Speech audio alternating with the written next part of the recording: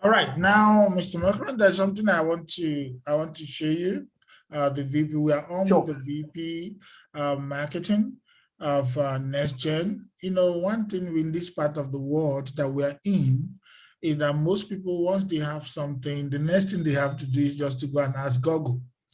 And they want to know, but we as leaders, most times we don't believe Google because we know Google are blogs from people who are just like trying to either market a program or they are promoting their own links. And anything that you search on Google, you must see something negative. Even we that are Christians, if you search Jesus Christ, if it's this, you hear a lot of things about it. So there's nobody that will not hear anything, but so we know that. But there's one that capture our attention. You know, despite in the midst of all that, we still look into some things and say, this one is different. We want to know more about it.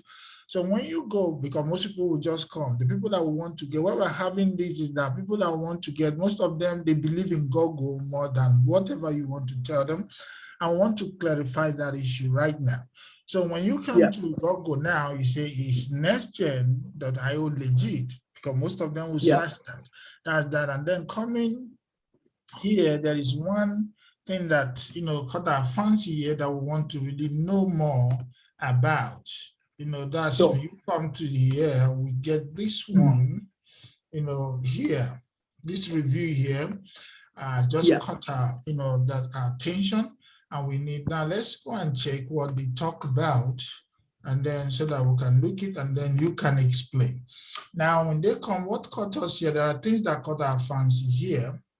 And they said that, okay, now back in January, you know, they talk about BizTrade Pro, they talk about BizTrade and all that and every other thing. Then going down, maybe moving down the lane, here we talk about, they talk about one of the co-founders. They talk about one of the co-founders here being the one in charge of that. And then now there's another thing again that they talk about it, which is also good, which is they say that, you know, here's something here, which is good. You getting, they say someone who is a bit more prominent in NextGen marketing this time around is Paul Chalmers. The Chalmers is a UK resident, is being cited as NextGen marketing director.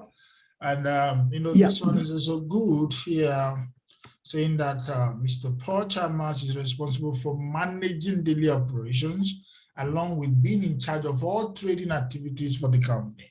Okay, now that's it. Okay, maybe, okay, they have removed Paul Chalmers from whatever happened before and all that. You know, he's prominent, he's okay, maybe with what he's done and all that in the past. But now let's leave that. But now what do we want to find out? Why we are here on this call with these leaders is that we want to find out. Can you scroll down, please? Can you before you go further, could you please scroll down right at the bottom? Is that what?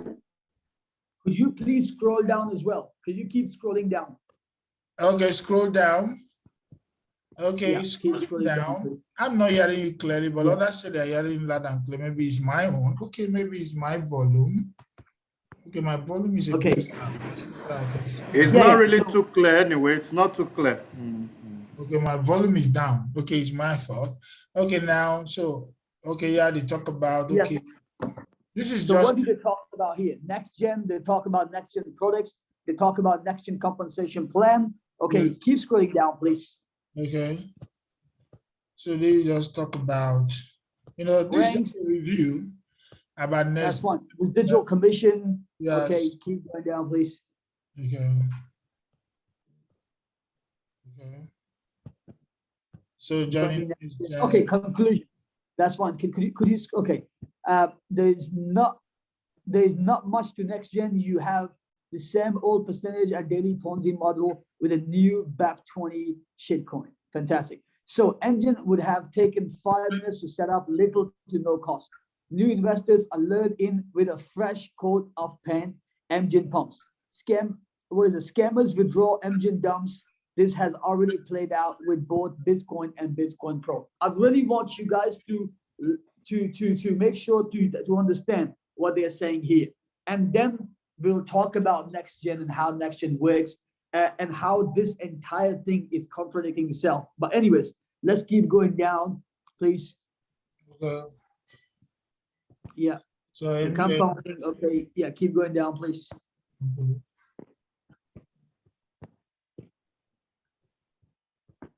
Okay, this talks about, this is basically the slides. Yeah, let's keep explaining the slide here. Yeah, it's explaining the slide. Let's keep going down. Let's keep going down the right at the bottom. I think it's done. These are now related topics. It's okay. So, yeah. Okay, can you just stop here, please? Okay, so these early investors, some of whom would have made money scamming long-gone victims, are already preloaded and positions through whatever deals existing investors ever given. You as new NextGen investor are helping them recoup widespread losses. Being a third-gen Ponzi scheme, recruitment is unlikely to take off even for a brief moment. As with BizTrade and BizTrade Pro, the math behind Ponzi schemes guarantees a majority of participants lose money. Thank you so much. Okay, so I have, before joining, is there anything else you need to show me as well? Or no, it's just this one. It's just this, okay. Except another leader have any other thing, but this is just, we know about how reviews work. I know. You understand that? So that's not an issue. They've never reviewed anything to be good. But the only thing that to make us to just be like, we are leaders, we know how to talk about these things. We know nothing has come out that is good. Everything is Ponzi, everything is that. But what we are, so interested about is what happens to BizTrade Pro, BizTrade, what is it all about? And what are they talking about? So you will need an explanation of that as well. So I will go through everything. I will go through everything. Before we get going, I really want everyone after this call to go through the entire this entire sort of post. Because if you go through the entire thing and if you understand how NextGen works, you will realize that half of it contradicts itself anyways, because NextGen doesn't work that way. Anyways, let's begin. To start with Behind MLM, if you want any article to be placed on Behind MLM, it doesn't cost you more than $500. And I personally will prove that to you guys, and I'll show you guys on Behind MLM a good review of NextGen, exactly a similar kind of on the opposite side, a very good review on NextGen. All you have to do is pay them a few $100 and they will do that. That's what these obviously sites are for. That's how they make money. So these Behind MLM or Business Home, these sort of companies, they hold no authority whatsoever. There's no such things, there's no transparency in this, and this is something I'll prove this to you guys. I personally invest money, and I will show you guys. They will write good things about NextGen, and they'll tell how exciting this is. So that's is where I wanted to start from. Me personally, before I started this company, by the way, I was not part of BizTrade or BizTrack or Bitcoin. I never got involved in that project. I started this company 5 weeks ago, 4 weeks ago when the company launched, but I knew 1 week prior to that. So I started this company, I pre-launched this company 5 weeks ago. But the reason I started this company was because I knew the owners of this company were in BizTrade and they had their own cryptocurrency called Bitcoin. The very reason I started this company, and I want to explain to you why. Because I'm actually surprised that you're seeing this now. You're supposed to see this the very first day. Because for me, when I join a company, I do a lot of due diligence and research. And I see everything, I question it, and I'm glad all of you leaders are asking these questions so you know what to tell to your leaders, and you want to know the real story behind everything. So Rehan started a company in 2018, a product-based company. He started a product-based company called BizTrack, T-R-E-K. This product-based company was selling products such as gas and electricity, such as gift vouchers, such as a prepaid card where you could use anywhere in the UK and you can get a 5% discount basically. They had insurance comparisons. So it was actually a product-based company. Like all the digital, there was nothing digital. It was physical products. And for all those services, they were charging a monthly subscription of 20 euros a month.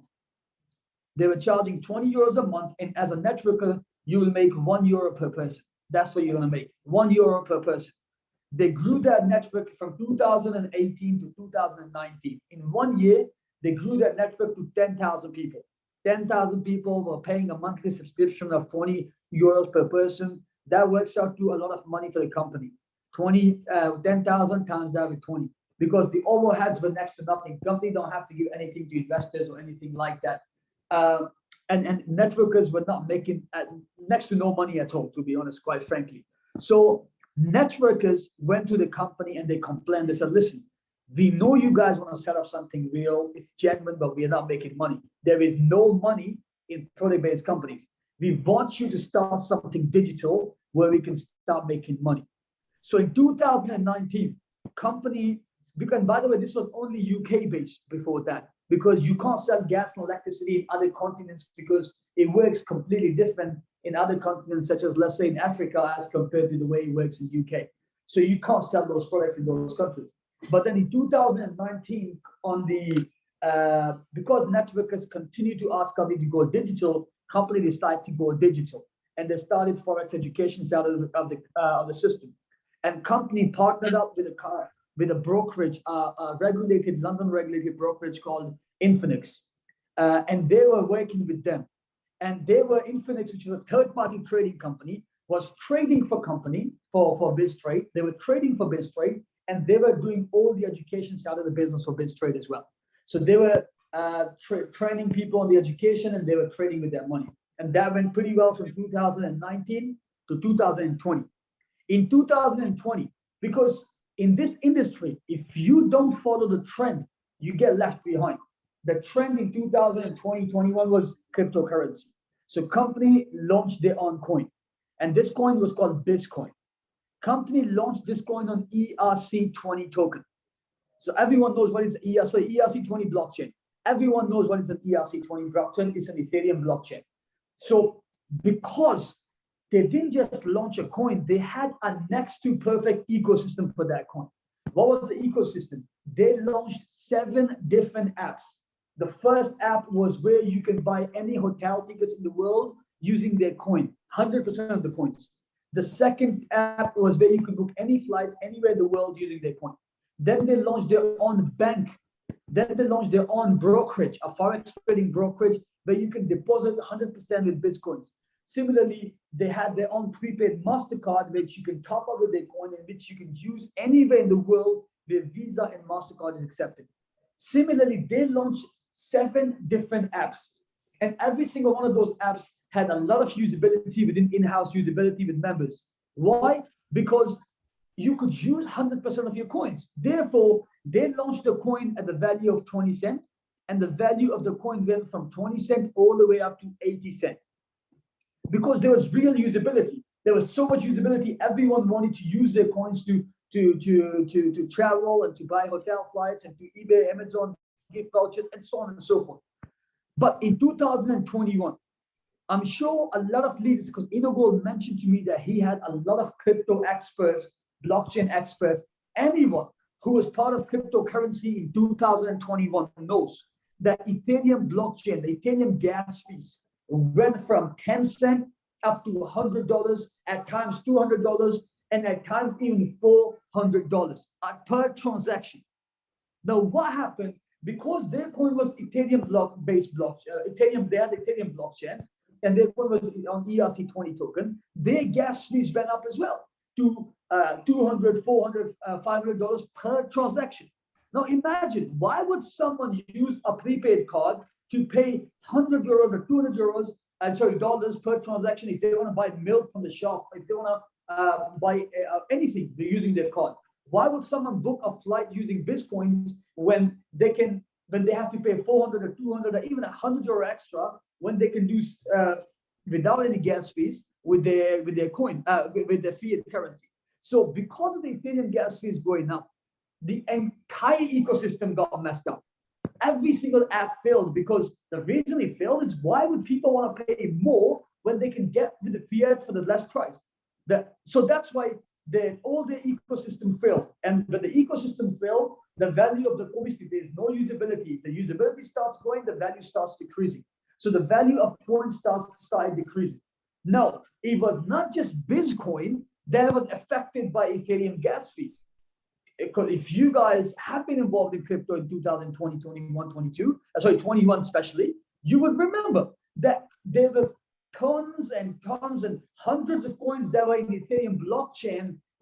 Every single one of them had to suffer the consequences of the Ethereum blockchain because of the gas fees. There were so many coins that dumped in value, big time. I mean, we're talking thousands of percentages, those coins dropped in value. And they shift from Ethereum blockchain to BNB blockchain. So company, even these guys had to suffer at that time. The coin value started going down. Now, when the coin value started going down, what did they decide to do? And what they did afterwards is the reason why I'm sitting here promoting this company. Not just I started as an IBO, right, as an independent business owner. But now, why I put my name as a VP of marketing and why I'm actually promoting this as a part of the corporate team is because of what they did next. When the coin value went up to 80 cents, obviously people made ridiculous amount of money because people bought coins at 20 cents, 30 cents, 40 cents. All those that bought coins for 50 cents, they made ridiculous amount of money. But what about those? What about those people who bought coins at 70 cents, 75 cents, 80 cents? What about those people? Because the value started going down. Now, bear in mind, every single ERC20 token had to suffer. Even Luna, for example, the price went recently. What happened with Luna? No company in the world, no cryptocurrency in the world did what these guys did. And that's why I'm promoting them. What did they do? When the value of the coin went down to 10 cents, what did they do? They bought back entire supply from the market. They bought back supply on loss from the market. I can challenge anyone to find me one cryptocurrency, whether that's network marketing or non-network marketing cryptocurrency, which has bought back people's losses. They bought back, they gave 1 month time to every single person to sell their coins back to the company for the price the company sold it for, 20 cents. Company sold it for 20 cents. The value of the coin was 10 cents, sometimes 8 cents, sometimes 7 cents. But they bought the entire supply for between 20 to 29 cents. They bought back people's losses. That's why if you go on Bitcoin now, if any one of you goes on Bitcoin now, you will see that 94% of the supply is actually with company. Company bought back 94% of the supply. They bought back people's losses. The remaining 6% of the supply, some people still want to hold the coins because they still believe the coin value is going to increase, or some people were lazy enough to not even, within that time frame of 1 month, they did not go back to the company because they were too lazy or whatever, X, Y, Z reason. That's up to them. But the only company that bought back people's losses, for some people, 50% losses, for some, 70, for some, 80% losses. For me, that speaks volume about the integrity of people that are building this business. And what they also did is, because some of the people still had the packages running, right? Because some of them had 6 months running in their packages, some of them had 8 months running in their packages. What did they do? Number one, they knew the Ethereum-based coin cannot sustain, it's not possible with the gas fees, the kind of gas fees that Ethereum has. So what did they do is, not only they bought back the supply of them from the marketplace, they switched all of them who had 6 months or 4 months of their contract left. They switched their accounts from BizTrade to NextGen. And those individuals are still getting paid. All of them whose accounts are switched, they're still getting paid, and they'll continue to get paid until they make their principal amount back. Of course, not the profits, but until they make their principal amount back, because company wants to help everyone to make at least their principal amount back. So they switched their contracts. I personally spoke to so many people, accounts to NextGen. No company in the world does that after buying back the losses of these people as well. So then they switched the accounts to NextGen. What went wrong with the coin? Let's talk about that. So we know what they did. What went wrong? 2 things. There's one thing the company could have controlled, and there's one thing that the company could never control. The first thing they couldn't control was the Ethereum gas fees going up, because no one predicted that the value of the coin, Ethereum gas fees will go from 10 cents to 100, 200, 400 euros, dollars per transaction. So that's something they had control of. So that was something that was natural. But what company could have controlled, what they could have thought of, was that instead of having just in-house usability, they could have focused on having out-house usability as well, which means not just people within the biz trade. They should have targeted people outside the biz trade. They should have created in the ecosystem. They should have created certain things which would have targeted the out-house usability as well. Now, what did they do when they came into NextGen? For example, in NextGen, first, now they bought back people's losses. They bought back the supply, so they don't have no overheads or anything as that. So, but moving forward now, what did they do here in NextGen? They learned from those mistakes. So if you look at the coin in NextGen, it's on BNB and Matic blockchain, which we all know the gas fees for BNB is next to nothing, basically. Same thing for Matic. Plus, entire usability of the coin is not in-house but out-house. It has got nothing to do with the NextGen members. That's why you see we're actually running both these projects as separate projects, MGen and NextGen, because we don't just, because as soon as we associate network marketing with a coin, you know, the big companies are not interested. That's why we're running them as two separate entities.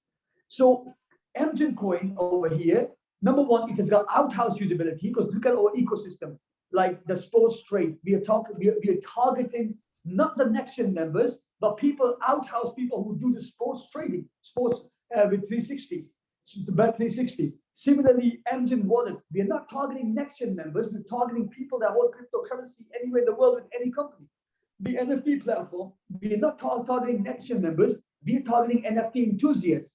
Then same thing with the game, we are targeting gamers from all over the world. So the usability is outhouse. So they learn from both their mistakes. That's why we have this in MGen. But the exciting thing with MGen is that whether the coin value goes to 100, 1,000, or 0, it doesn't affect anyone. It does not affect the investors. When I say investors, obviously, because this is a leaders conversation, that's why I use the word investors. Otherwise, we say anyone who purchases an education package. So it does not affect them because their surety or their rewards get paid on the euro value. If company had intentions of scamming people or running away, the easiest way is giving coins in commissions, in direct sales, in team bonuses, in binary commission, in residual income, in renewal bonuses. If you make any of these commissions, all these commissions get paid in euro. Even your passive income, passive rewards that you receive in MGen coin, companies saying, no, just if you want, don't withdraw anything. If you don't withdraw anything from Sunday midnight, if you don't withdraw MGen coins to your external wallet by Sunday midnight, company will assume that that you don't want MGen coins. So for example, let's say if you have a 5K package and you make 100 euros as a passive reward for the first week, from Monday to Friday. Now you make the 100 euro in MGen coin. Now let's say you don't want to get involved in the coin side of things. Just say you don't believe in coin. You don't withdraw your coin onto the external wallet. The 100 euro worth of coins to the external wallet. On Sunday midnight, company will automatically convert those 100 euros worth of coins into euros, and they will pay you money in euros. And your entire surety and the returns of profit is, again, it's not a profit, it's a rewards. Entire principal and the reward, a euro value, not the coin value. So even on the passive side, company is not forcing you or pushing you coins. In fact, they're taking coins back from you because they are converting your euros into coins. They're converting your coins into euros and they're paying you in euros. Which company in the world would push euros more than their own coins if they don't believe in their project? That's why when I'm involved, I tell them, withdraw your daily rewards in euros. Every single one, withdraw your daily rewards in euros. You know, compound after that, withdraw your daily rewards in euros. Yes, if you want to speculate on the coin value, which we believe will be 5 euros in the next 12 months because of the projects, because there's next to no supply in the marketplace, companies holding the maximum supply, because they believe in their project, they know what they're doing. So that's why, if you want to speculate on that side, you can speculate on that side. The only way the coin value will affect a passive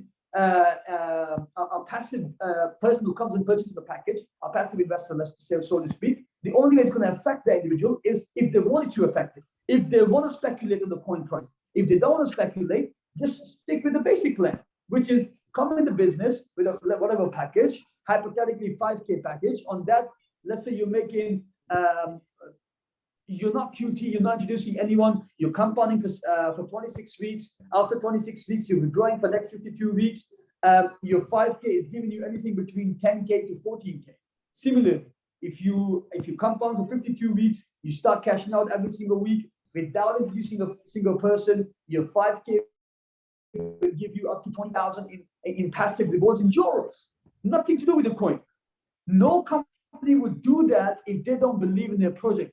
That's why over here in NextGen, every single commission, every single income is actually companies trying to pay out in Europe.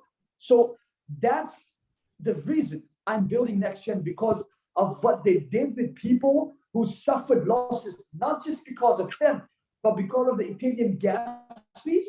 No other company have done that.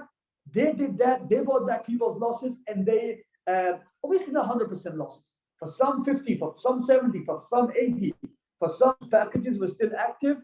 Their packages were shifted to NextGen, and they're continuously getting paid unless they get their principal amount back. So that's my response to this very post. But I would highly suggest you guys to go on Behind MLM and read this. This is not actually an anti-NextGen. This is actually anti-networking whole thing. It's mostly to do with the anti-networking. And if you actually read everything through, you'll realize, if you understand NextGen compensation plan, you will automatically be able to tell people, like, you know what, this doesn't make sense, because, so to speak, on that very sort of on that post is talking about that they want to get people involved in the coin and take the coin value up and dump it, whereas company is giving a surety in the euro value. Company is paying in euros. Coin value is not going to affect a passive investor unless they want it to affect. So I hope this makes sense to everyone, and I hope everyone can see why I got on board in this project. And when it comes to the transparency, everyone can see the trading activity right in front of you. You can see the trading of it in front of you. You can see how much risk they're taking per trade. The highest drawdown is 0.6.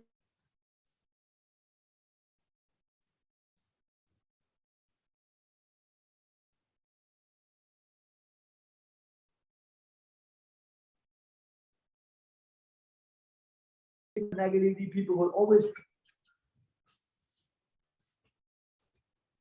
talk bad again, which we are sure you as leaders understand as well. You will always have haters, you'll always have people, especially other companies, because no company can provide what we can provide in terms of the evidence and proof. So of course, they have to find ways to try to put us down, which obviously they can't. So that is my answer to that. I really hope that I was able to give you a satisfactory answer to your question.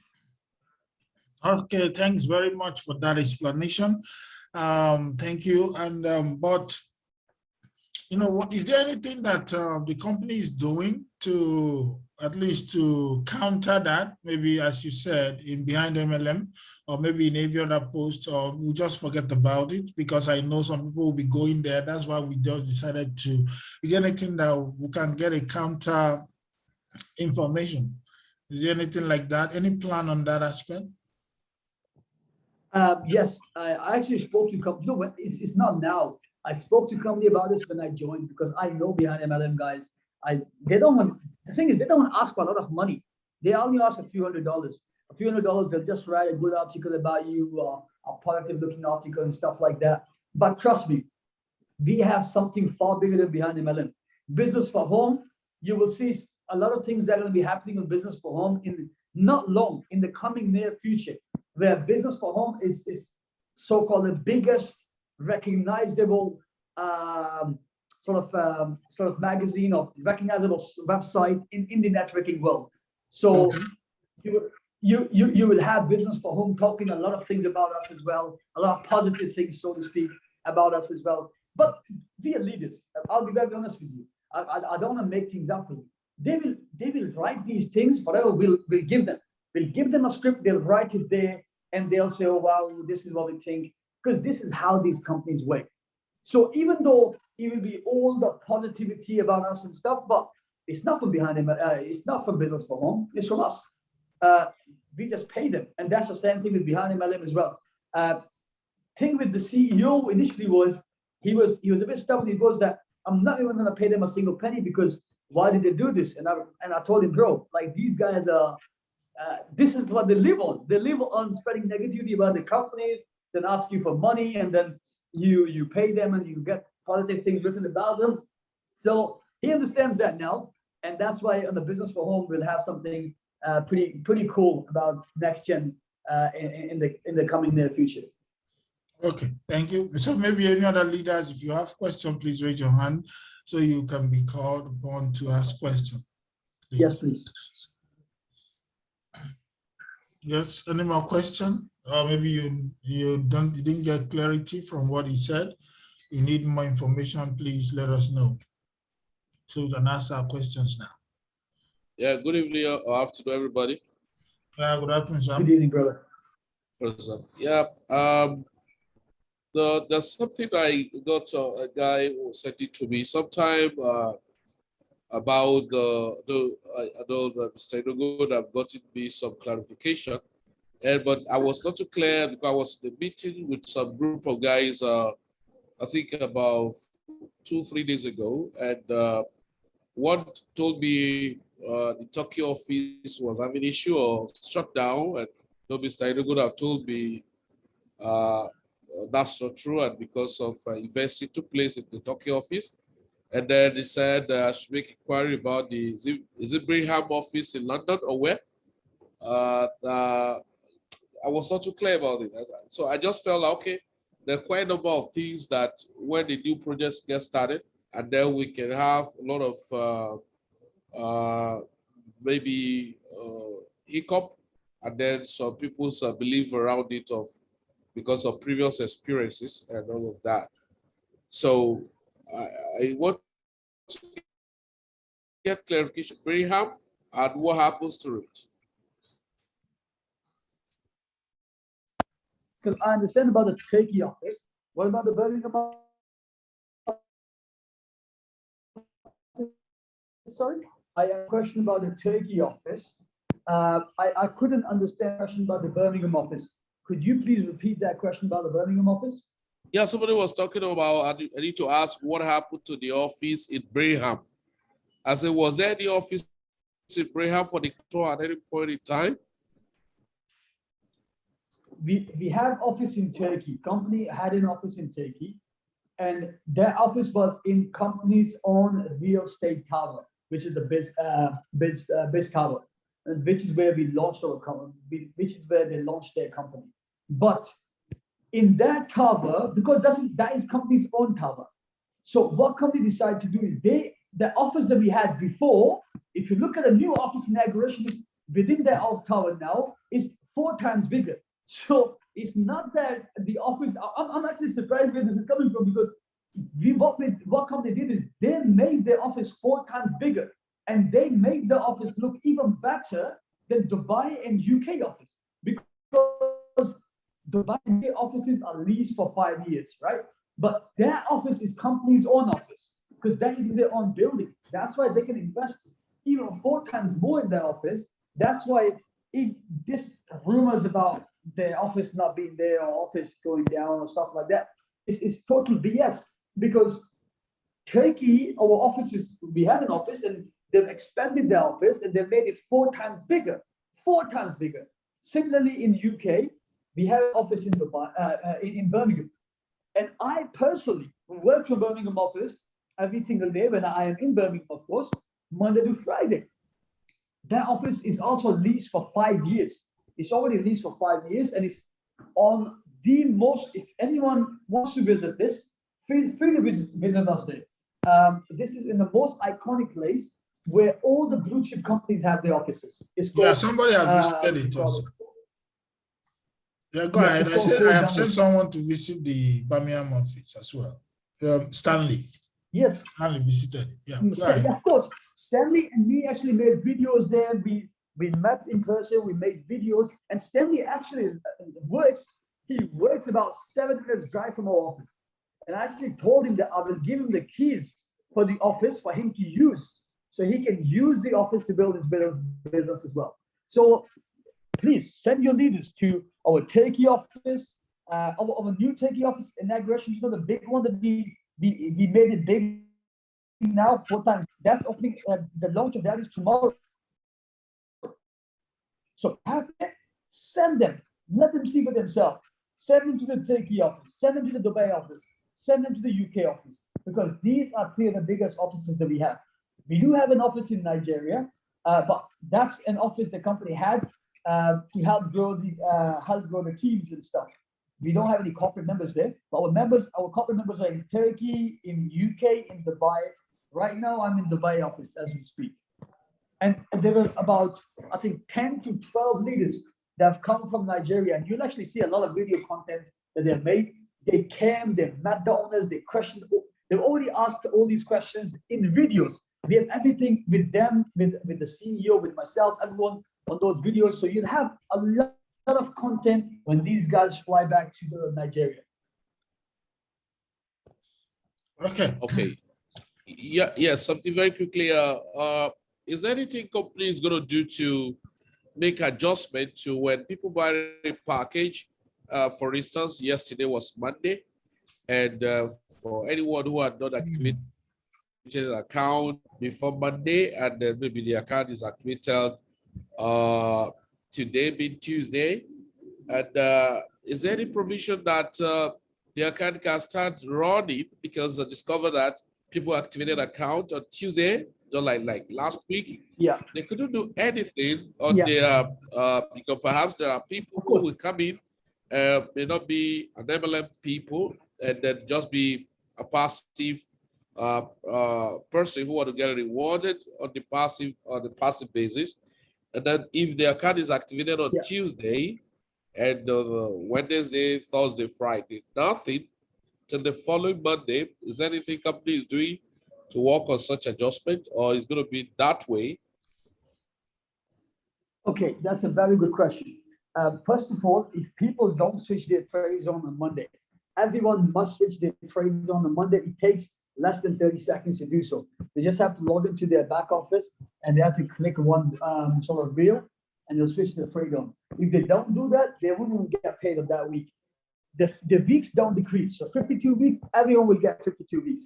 To be honest, company will never change this. Now, I'll be very honest with you guys, as we are leaders, you can have a leadership conversation. These are the areas where company is making money. Now, as leaders, yes, we want people to make money, but sustainability is key. So when people buy packages on Tuesday or Wednesday, company still trades with that money. I'll be honest with you. They trade with that money, but they get extra few days for themselves. They get extra 3 days, 4 days for themselves, and all the mix. They put that in their back pocket as a backup plan. The people don't switch their trade on. The weeks don't go down, but even those weeks, it's not the company don't trade with their money. Company will continue to trade with that money, but they will use that money as a backup. So the reason company have done this deliberately, that they have to switch trade on Monday so they can get paid, is we gain a lot of extra days as a company, a lot of extra days, a lot of extra weeks at times, because sometimes people don't switch their trades on and they forget to switch their trades on for the weeks. And all that money actually companies saves in a plan. And then because all that backup gives us the surety for the worst case scenario. So that's why to have the sustainability side, we have this probability of the system. It's all right. Okay. Yeah, I think I'm done for that. Okay, I think you are trying to show us the office, but wait, let's ask the question first. So we are looking at you and we are looking at the office, so it's distracted. So now what happened? There's something that somebody told me, there's a receipt the company sends to back office once you make purchase, which is good for them to have a receipt of what they paid for. But now they are saying that the receipt is issued by the office in Estonia instead of the office in UK. Although I've told the person there's nothing wrong with wherever this thing was issued from, but it's one of the questions asked to me. So now I want to find out, is there any way that they can just change it there and just put it UK? People, UK is better for some people than Estonia and all that, because at least UK is the headquarters. So can they make a change to that? Mr. Ilugol, again, I'll be very, one thing you'll get with me is very, very honest and straightforward answers. That's why I like talking to you. Thank you. See, there's a reason, and there's two ways we can do this. In UK, we have 20% tax, 20%. So if we start giving, can you hear me? I'm hearing you clearly, but I'm not seeing your video anymore. Yeah, I've done that by purpose. Okay, actually, I'll put it on again because I just wanted to. I just wanted to put it because I was walking. So the reason we have done this, and I'll be very honest with you, is because if we do this from UK and from the UK, we have to pay 20% tax on every single sale, every single package, which means for a €5,000 package, we have to charge people 5,001 plus 20% on top. So we'll actually have to charge people 6,000 for a €5,000 package because sales tax we have to pay. Similarly, if we do from this any other European countries where there's taxes and stuff, we have to charge people extra, and I'm sure no one will be happy to pay the additional tax. That's why a company can't afford to pay that from their pocket because where are they gonna make their money from to pay that 20%? That's why what company is doing is they will always do it either from Dubai, mostly it will be from Dubai or Estonia, basically. Okay. Unless someone wants to pay extra 20%. No, it's okay. It's fine. It's fine. It's just a receipt and an address. I just want to get why so that we can know what to say. I know. But you know why now. Okay, now I don't think there's any other question, but I have something to have a request to make. Sure, please. Okay, now the request that I want to make is that we want to meet as leaders to plan for a trip to Dubai.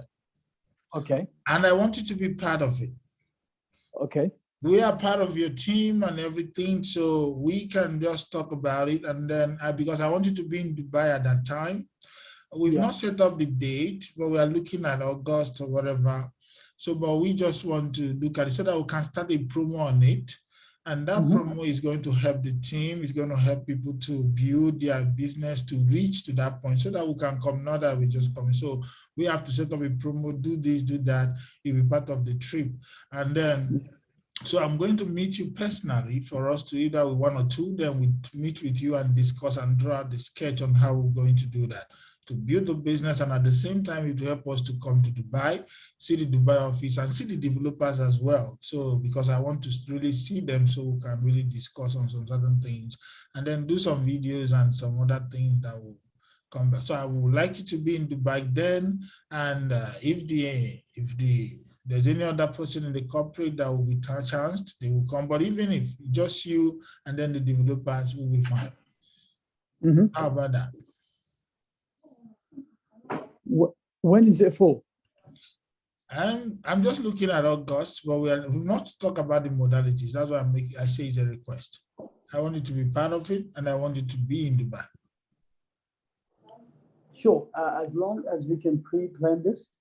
We should pre-plan something. We've not even set up the date, but I'm looking at August for it to be. So we'll have to start now and then design the promo, how it will be, what package, what rank, what this, what that, and what it entails. So that we can just rule it out. Yeah.